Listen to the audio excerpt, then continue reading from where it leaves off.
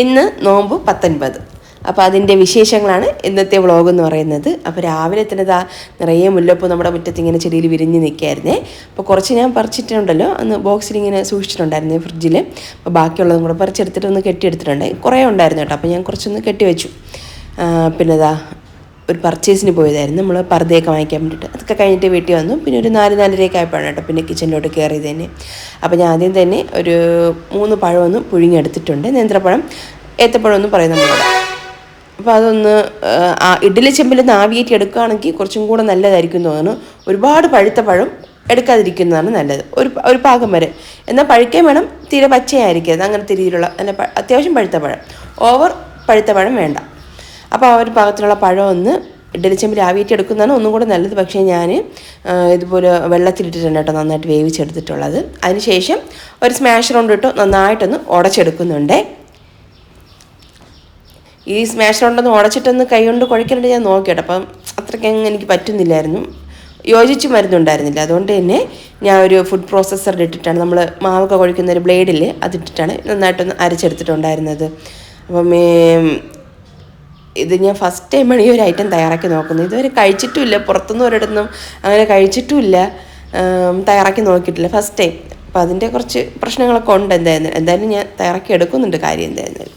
അപ്പോൾ ഇതിങ്ങനെ ജസ്റ്റ് ഒന്ന് സ്മാഷ് ചെയ്തെടുത്തതിന് ശേഷം ഒന്ന് കൈ കൊണ്ടൊന്ന് മിക്സ് ചെയ്ത് നോക്കുന്നുണ്ടായിരുന്നേ. പക്ഷേ അത്രയ്ക്കങ്ങ് ശരിയാവുന്നുണ്ടായിരുന്നില്ല, ചെറിയ തരതിരിപ്പൂലൊക്കെ തോന്നിയിട്ടുണ്ടായിരുന്നു കേട്ടോ. അതുകൊണ്ട് തന്നെ ഒന്ന് ഉടച്ചിട്ട് ഞാൻ പിന്നെ നന്നായിട്ടൊന്ന് അരച്ചെടുക്കുകയാണ് ചെയ്തത് കേട്ടോ. മിക്സി ജാറിൽ അരയ്ക്കാൻ പറ്റുമോ എന്ന് എനിക്കറിയാണ്ട്, ഞാൻ നോക്കിയിട്ടില്ല. ഞാൻ അതൊന്ന് ഫുഡ് പ്രോസസ്സറിലിട്ട് നന്നായിട്ടൊന്ന് അരച്ചൊന്ന് എടുത്തിട്ടുണ്ട്. നമുക്കിങ്ങനെ കയ്യിലെടുക്കാം, ഉരുട്ടിയെടുക്കാൻ പറ്റുന്ന പാകമാണോ നോക്കാം. അല്ലെന്നുണ്ടെങ്കിൽ മാത്രം കുറച്ച് അരിപ്പൊടി ചേർത്തെടുക്കാം കേട്ടോ. വളരെ കുറച്ചാണ് ചേർത്ത് കൊടുത്തിട്ട് കുറച്ച് അരിപ്പൊടി ചേർത്തിട്ട് നന്നായിട്ടൊന്ന് കുഴച്ചൊന്ന് നോക്കാം. കുറവാണെന്നുണ്ടെങ്കിൽ കുറച്ചും കൂടെ നമുക്ക് വേണമെങ്കിൽ അരിപ്പൊടി ചേർക്കാം. പക്ഷേ എങ്കിലും നമ്മൾ ആ ഒരു അധികം നന്നായിട്ട് പഴുത്ത് പോകാത്ത പഴുത്തിരി ചെയ്യുന്ന സമയത്തെ നല്ല കറക്റ്റായിട്ട് തിക്കായിട്ട് തന്നെ കിട്ടും, നല്ല മാവ് പോലെ തന്നെ കിട്ടും. അതാണ് കുറച്ചും കൂടെ നല്ലതെന്ന് തോന്നുന്നു കേട്ടോ. പക്ഷേ അപ്പോൾ ഞാൻ എന്തായാലും കുറച്ച് അരിപ്പൊടി ചേർത്തൊന്ന് കുഴച്ചൊന്ന് വെച്ചിട്ടുണ്ട്. ഇനി നമുക്കിനി ബാക്കിയുള്ള കാര്യങ്ങളൊക്കെ നോക്കാം. പിന്നെ ഒരു മട്ടൻ ഫ്രൈ ആണ് കേട്ടോ ഞാൻ തയ്യാറാക്കി എടുക്കുന്നത്. അതിനുവേണ്ടി ഞാൻ ഒരു കുക്കറിലേക്ക് ക്ലീൻ ചെയ്ത് വെള്ളമൊക്കെ കളഞ്ഞെടുത്തിട്ടുള്ള മട്ടൻ പ്ലസ് മട്ടൻ ലിവറും ഉണ്ട് കേട്ടോ. രണ്ടും കൂടെ മിക്സ് ചെയ്തിട്ടാണ് ഒരു 1/2 കിലോളം ഉണ്ടാകും അത് ഏകദേശം. അതിലേക്ക് ആവശ്യത്തിനൊപ്പം 1 ടീസ്പൂൺ മുഴുവൻ പെരിഞ്ജീരകം, 1/2 ടീസ്പൂൺ മഞ്ഞൾപ്പൊടി, 1.5 teaspoon Kashmiri plus normal chilli പൗഡറും, 1 ടീസ്പൂൺ പെരിഞ്ജീരകത്തിൻ്റെ പൊടിയാണ് കേട്ടോ. അപ്പോൾ ഇത്രയും കൂടെ ചേർത്തെടുക്കാം. പിന്നെ ഒരു 1.5 ടേബിൾ സ്പൂണോളം ഇഞ്ചി, വെളുത്തുള്ളി, പച്ചമുളക്, ചെറുള്ളി എല്ലാം കൂടെ ഒന്ന് ചതച്ച് വെച്ചതാണ് അതും. പിന്നെ ഒരു 2-3 ടീസ്പൂൺ വെളിച്ചെണ്ണയും കൂടെ ചേർത്ത് കൊടുക്കാം. എന്നിട്ട് കൈ കൊണ്ട് നന്നായിട്ട് എല്ലാം കൂടെ ഒന്ന് തിരുമ്മി യോജിപ്പിക്കാം. അങ്ങനെ റെസ്റ്റ് ആവാനായിട്ട് വെക്കണമെന്നൊന്നുമില്ല കേട്ടോ, കാരണം നമ്മളിത് വേവിച്ചതിന് ശേഷമാണല്ലോ ഫ്രൈ ചെയ്യുന്നത്. അതുകൊണ്ട് നമുക്കിതൊന്ന് ജസ്റ്റ് ഒന്ന് മിക്സ് ചെയ്ത് വെക്കാം. പിന്നെ അതിലേക്ക് തന്നെ ഒരു പകുതി സവാളയും കൂടെ ഒന്ന് അരിഞ്ഞിട്ട് വീണ്ടും കൈ കൊണ്ട് നന്നായിട്ടൊന്ന് എല്ലാം ഒന്ന് യോജിപ്പിച്ചിട്ടെടുക്കാം. ഇനി ഉണ്ടല്ലോ ആ ഒരു കുക്കറിൻ്റെ അടപ്പുകൊണ്ട് അടച്ചിട്ട് ഒരു 4-5 വിസിൽ വരെ ആകാം കേട്ടോ. എന്നാൽ ഇളതായിട്ടുള്ള മട്ടനാണെന്നുണ്ടെങ്കിൽ ഒരു 3 വിസിലൊക്കെ മതിയാകും. അല്പം മുറ്റുള്ളതാണെന്നുണ്ടെങ്കിൽ ഒരു 4-5 വരെയൊക്കെ വേണം. അപ്പോൾ എന്തായാലും ഒരു 4-5 വിസിൽ കൊടുത്തിട്ട് ഞാനൊന്ന് വേവിച്ചൊന്ന് മാറ്റി വെക്കുന്നുണ്ട്. പിന്നെ നമ്മൾ ആ ഒരു നേരത്തെ പഴമൊക്കെ ഒന്ന് ഉടച്ച് വെച്ചില്ലേ, അപ്പോൾ ഉന്നക്കായ്ക്ക് അകത്തുള്ള ഫില്ലിങ്ങിന് വേണ്ടിയിട്ടാണ് ഒരു പാൻ വെച്ചിട്ട് ഇതിലേക്ക് ഒരു 2 ടീസ്പൂൺ നെയ്യ് ചേർത്ത് കൊടുക്കുന്നുണ്ട്. പിന്നെ കുറച്ച് കാഷ്യൂസും റേസിൻസൊക്കെ അപ്പോൾ നമ്മുടെ ഇഷ്ടത്തിനനുസരിച്ചിട്ട് ചേർക്കാം. ഒരു മുന്തിരിങ്ങ വേണ്ടാന്നുണ്ടെങ്കിൽ വെറും ഒരു കാഷ്യൂനട്ട് മാത്രമായിട്ട് നമുക്ക് ചേർത്തെടുക്കാം കേട്ടോ. ചെറുതായിട്ടൊന്ന് മുറിച്ച് ചേർക്കുകയാണെങ്കിൽ ഒന്നും കൂടെ നല്ലതായിരിക്കും. അപ്പോൾ ഇത് ചേർത്തിട്ട് ജസ്റ്റ് ഒന്ന് വഴിച്ചെടുക്കുന്നുണ്ട്. ഇനി ഇതിലേക്ക് ഒരു ചെറിയൊരു മുറി തേങ്ങ ചിരകി എടുത്താണ്, ഏകദേശം ഒരു 1/4 കപ്പോളം ഉണ്ടാവും, അതും കൂടെ ചേർത്ത് കൊടുക്കാം.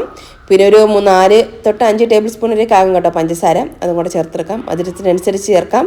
കുറച്ച് മതിയെങ്കിൽ കുറച്ച് ചേർക്കാം, കുറച്ചും കൂടെ വേണമെങ്കിൽ കുറച്ചും കൂടെ ചേർത്ത് കൊടുക്കാം കേട്ടോ. അപ്പോൾ ഞാൻ അവിടെ ഒരു 4-5 ടേബിൾ സ്പൂൺ ചേർത്ത് കൊടുക്കുന്നുണ്ട്. എന്നിട്ട് നന്നായിട്ട് എല്ലാം കൂടെ ഒന്ന് വറുത്തെടുക്കുന്നുണ്ട്.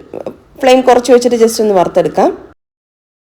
ഒരു 3-4 മിനിറ്റ് ഒന്ന് ചൂടാക്കിയാൽ മതി ആ ഒരു തേങ്ങ. പിന്നെ ഇതിലേക്ക് നമുക്കൊരു 3 ഏലക്ക എടുത്തിട്ട് ചതച്ച് അതിൻ്റെ ഒരു തൊണ്ട് മാറ്റിയിട്ട് കുരു മാത്രമായിട്ടൊന്ന് പൊടിച്ച് ചേർത്ത് കൊടുക്കാം. അതിൻ്റെ ഒരു ഫ്ലേവർ കിട്ടും ആ ഒരു ഫില്ലിങ്ങിന്. അപ്പോൾ ഇതെല്ലാം കൂടി ചേർത്ത് നന്നായിട്ടൊന്ന് ഇളക്കി യോജിപ്പിക്കാം. ഫ്ലെയിം അങ്ങ് ഓഫ് ചെയ്യാം. പിന്നെ നമ്മൾ നേരത്തെ റെഡിയാക്കി വെച്ചില്ലേ ആ ഒരു പഴത്തിൻ്റെ ആ ഒരു മാവ്, അതൊന്ന് നന്നായിട്ടൊന്ന് കുഴച്ചിട്ട് ചെറിയ ബോൾസാക്കി എടുത്തിട്ട് കൈ കൊണ്ടൊന്ന് പരത്തിയെടുക്കാം. അപ്പം മോളാണ് കേട്ടോ ഉരുട്ടി തന്നത്. അപ്പോൾ ഞാൻ പറഞ്ഞ അളവിനാണ് അവൾ ചെയ്തത്. പക്ഷേ എങ്കിലും നമ്മൾ എടുത്തത് കുറച്ച് വലിപ്പം കൂടി പോയിട്ടുണ്ടായിരുന്നു. അപ്പോൾ ഉന്നക്കായ നമ്മൾ ചെയ്ത് ലാസ്റ്റ് നോക്കുന്ന സമയത്ത് വലിയ ഉന്നക്കായായിരുന്നു.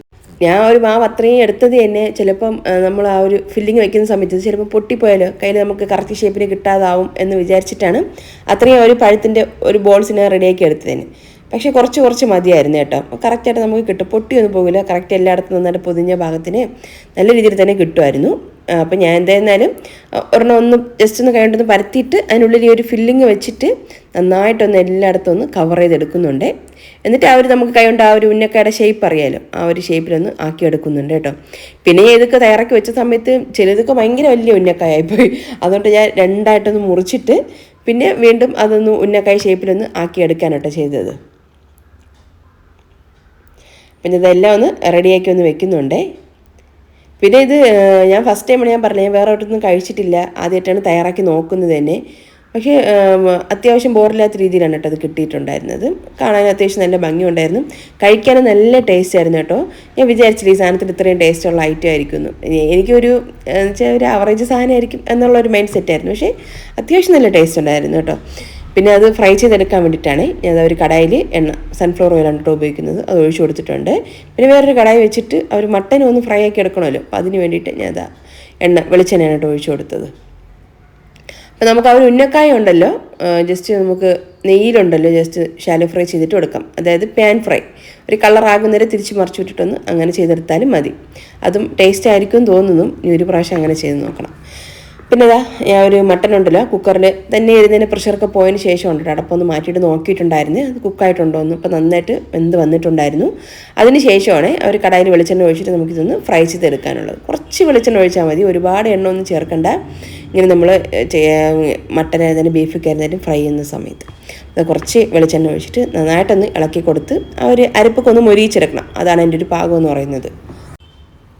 ഒരു ഫ്രൈ ഒന്ന് റെഡിയായി വരട്ടെ. ആ ഒരു ടൈം കൊണ്ട് നമുക്ക് ആ ഒരു ഉന്നക്കായും കൂടെ ഒന്ന് ഫ്രൈ ചെയ്തിട്ടെടുക്കാം. എണ്ണ നന്നായിട്ട് ചൂടായി വന്നിട്ടുണ്ടേ. എന്നിട്ട് ഞാനത് ഒന്ന് വെച്ച് കൊടുത്തു ആദ്യം. ചിലപ്പം എല്ലാം കൂടി ഇട്ടാലേ പരസ്പരം അങ്ങോട്ടും ഇങ്ങോട്ടും ഒട്ടിപ്പിടിച്ചിട്ട് നമുക്ക് എടുക്കാൻ പറ്റാതായി പോകണമെങ്കിൽ അറിഞ്ഞൂടല്ലോ, ഫസ്റ്റ് ടൈമാണ്. അതുകൊണ്ടാണ് ഞാൻ ആദ്യം ഒന്ന് ഇട്ട് നോക്കി. വലിയ സീനില്ല, അപ്പോൾ ഞാൻ വീണ്ടും ഒന്നും കൂടി ഇട്ട് നോക്കുന്നുണ്ട്. ഒട്ടിപ്പിടിച്ചിട്ടില്ല. അപ്പോൾ എന്തായാലും നമുക്ക് മൊത്തത്തിലൊന്ന് ഒരു കളറായി വരണം കേട്ടോ. അതുവരെ വേണം ഫ്രൈ ചെയ്തെടുക്കാൻ വേണ്ടിയിട്ട്. എണ്ണയ്ക്ക് ഒരുപാട് ചൂടായി പോയാലേ പെട്ടെന്ന് കരിഞ്ഞു പോകാനുള്ള ചാൻസ് ഉണ്ട് കേട്ടോ. അതുകൊണ്ട് ഒരു മീഡിയം ടു ഹൈ ഫ്ലെയിം അത് മതി. തീരെ ലോ ആക്കേണ്ട ആവശ്യമില്ല, കാരണം എല്ലാം കുക്കാണ്. അവർ പുറത്തൊരു കളർ ചേഞ്ചിന് വേണ്ടിയിട്ട് മാത്രമാണല്ലോ. അപ്പോൾ എന്നാലും ഒന്നും കൂടെ ഒന്ന് ആ പഴത്തിൻ്റെ പുറം കോട്ടിങ് ഒന്ന് ഫ്രൈ ആയി വരണം, അത്രേ ഉള്ളൂ. ഞാനതാ 2-3 ഇട്ട് കൊടുത്തിട്ടുണ്ടേ. തിരിച്ച് മറിച്ചൊക്കെ ഒന്ന് ഇട്ട് കൊടുക്കുന്നുണ്ട്. എല്ലാ ഭാഗത്തും ഒരുപോലെ ഒന്ന് കളറായി വരട്ടെ. നമ്മൾ നെയ്യിലുണ്ടല്ലോ പാനിൽ നെയ്യ് ഒഴിച്ചിട്ട് ഒന്ന് അങ്ങോട്ടും ഇങ്ങോട്ട് തിരിച്ച് മറിച്ചൊക്കെ ഇട്ടിട്ടൊന്ന് കളറാക്കി എടുത്താലും നല്ലതാണെന്ന് തോന്നുന്നു. അങ്ങനെ ഒരു മുന്നേയൊക്കെ ഒരു വീഡിയോ കണ്ടിട്ടുണ്ട് കേട്ടോ. അപ്പോൾ അത് നല്ലൊരു കളറായി വന്നിട്ടേ കണ്ട ഒരു ഗുലാബ് ജാമുൻ്റെയൊക്കെ ഒരു കളർ വന്നിട്ടുണ്ട്. അപ്പോൾ ഇനി നമുക്കിത് എണ്ണയിൽ നിന്ന് മാറ്റാം.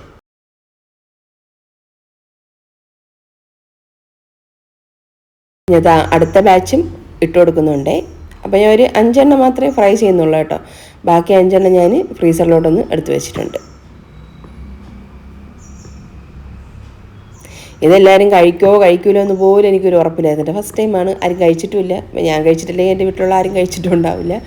അപ്പോൾ ആരും കഴിച്ചിട്ടുമില്ല. ഇതിൻ്റെ ടേസ്റ്റ് എങ്ങനെയാണെന്ന് അറിഞ്ഞും കൂടെ കേട്ടോ. ഒരു പരീക്ഷണം പോലെ തയ്യാറാക്കിയതായിരുന്നു. പിന്നെ ഇതാ ഒരു മട്ടനും ഒന്ന് ഫ്രൈ ആയി വരുന്നുണ്ട്. മട്ടൻ പ്ലസ് മട്ടൻ ലിവറും ഉണ്ട് കേട്ടോ. രണ്ടും കൂടെ ചേർത്തിട്ടാണ് ഞാൻ ഒന്ന് ഫ്രൈ ചെയ്തെടുക്കുന്നത്. അപ്പോൾ ഇടയ്ക്കിടയ്ക്ക് ഇതുപോലെ ഒന്ന് ഇളക്കി കൊടുക്കാം. നന്നായിട്ട് ആ ഒരു മസാലയൊക്കെ ഒന്ന് മൊരിഞ്ഞ് വരണം. അതൊന്ന് ഞാൻ റെഡിയാക്കി ഒന്ന് മാറ്റി വെച്ചു. നോമ്പ് തുറക്കാനുള്ള സമയമായിട്ടുണ്ട്. അപ്പോൾ ഞാൻ ജ്യൂസും അതായത് തണ്ണിമത്തങ്ങയും പാലൊക്കെ ഒഴിച്ചിട്ട് തയ്യാറാക്കിയിട്ടുള്ള ഒരു ഷേക്ക് പോലെയാണ് കേട്ടോ. തണ്ണിമത്തങ്ങയും ജ്യൂസ് ഉണ്ടാക്കിയിട്ട് പിന്നെ ആ ഒരു കുരുവൊക്കെ മാറ്റി നരിച്ചെടുത്തിട്ടാണ് കേട്ടോ. പിന്നെ അതിലേക്ക് ഞാൻ നല്ല തണുത്ത പാലും പിന്നെ കുറച്ച് ബദാമൊക്കെ ഒന്ന് കട്ട് ചെയ്ത് ചേർത്ത് കൊടുക്കുന്നുണ്ട്. പിന്നെ ആ ഒരു റോഹബ്സയും കൂടെ ചേർത്ത് കൊടുത്തിട്ടുണ്ട്. പിന്നെ ഫ്രൂട്ട്സ് കട്ട് ചെയ്ത് വെച്ചു. ഇത് തലേ ദിവസം പിസ്സയാണ് കേട്ടോ. ഒരെണ്ണം ഉണ്ടായിരുന്നിട്ട് ചെറുത് ബാക്കി ഉണ്ടായിരുന്നു. ഞാൻ ഫ്രിഡ്ജിൽ വെച്ചതായിരുന്നേ. അടുത്ത ദിവസം ഒന്ന് ഓൺലൈൻ ചൂടാക്കിയിട്ട് ഒന്ന് കട്ട് ചെയ്ത് വെച്ചതായിരുന്നു. പിന്നെ നമ്മുടെ ഇന്നത്തെ സ്പെഷ്യൽ ഉന്നക്കായ. അപ്പോൾ ഇത്രയൊക്കെയുള്ള നമ്മുടെ ആ ഒരു നോമ്പ് തുറ വിഭവങ്ങളെന്ന് പറയുന്നത്. പിന്നെ ഇത് കഴിഞ്ഞിട്ടുള്ള ഫുഡ് വഴി കാണൂല കേട്ടോ. മിക്ക ദിവസം കാണൂല. പിന്നെ നമ്മൾ അത്താഴത്തിനായിരിക്കും മിക്കവാറും കഴിക്കുന്നത്. അപ്പോൾ അതിനുള്ളൊന്നും ഞാൻ മുറിച്ച് കാണിച്ചതാണ്. നല്ലതായിരുന്നു കേട്ടോ, നല്ല ടേസ്റ്റുള്ള സാധനമായിരുന്നു. പക്ഷേ ഞാൻ ഒരിക്കലും പ്രതീക്ഷിച്ചില്ല ഇതിന് ഇത്രയും ടേസ്റ്റ് ഉണ്ടാവുന്നു. സാധാരണ എനിക്ക് ഒരു എണ്ണക്കടികൾ അങ്ങനെ കഴിക്കാൻ വലിയ താല്പര്യമില്ലാത്തതാണ്. പക്ഷേ ഞാൻ പോലും ഒന്നിൻ്റെ പകുതിയും കഴിച്ചിട്ടുണ്ടായിരുന്നു. അപ്പം അത്യാവശ്യം നല്ല ടേസ്റ്റുള്ള സാധനം തന്നെയാണ്. പിന്നെ ഞാൻ അത്താഴത്തിൻ്റെ ഒരു സീനാണ് കേട്ടോ ഇത്. നമ്മൾ ഇടയത്താഴം കഴിച്ചിട്ടുണ്ടായിരുന്നില്ല. പിന്നെ ചായ തയ്യാറാക്കിയിട്ടുണ്ടായിരുന്നു കേട്ടോ രാത്രി. പിന്നെ അത്താഴത്തിന് വേണ്ടിയിട്ട് ഞാൻ ഒരു മുട്ട റോസ്റ്റും പിന്നെ ചായ ഉണ്ടായിരുന്നു. പിന്നെ അപ്പമാണ് കേട്ടോ തയ്യാറാക്കിയിട്ടുള്ളത്.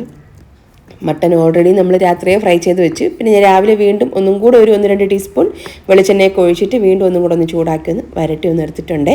അപ്പോൾ ഇതാ കണ്ട ബീഫ് ഫ്രൈ, നമ്മൾ കറുത്ത ബീഫ് ഫ്രൈ അത് കണക്കി ഇരിക്കുന്നത് കേട്ടോ. അപ്പം അപ്പവും ചായയും ഒരു മുട്ട റോസ്റ്റ്, ഞാൻ മുട്ട കഴിക്കില്ല അതുകൊണ്ടാണ് കറി മാത്രം എടുത്തത്.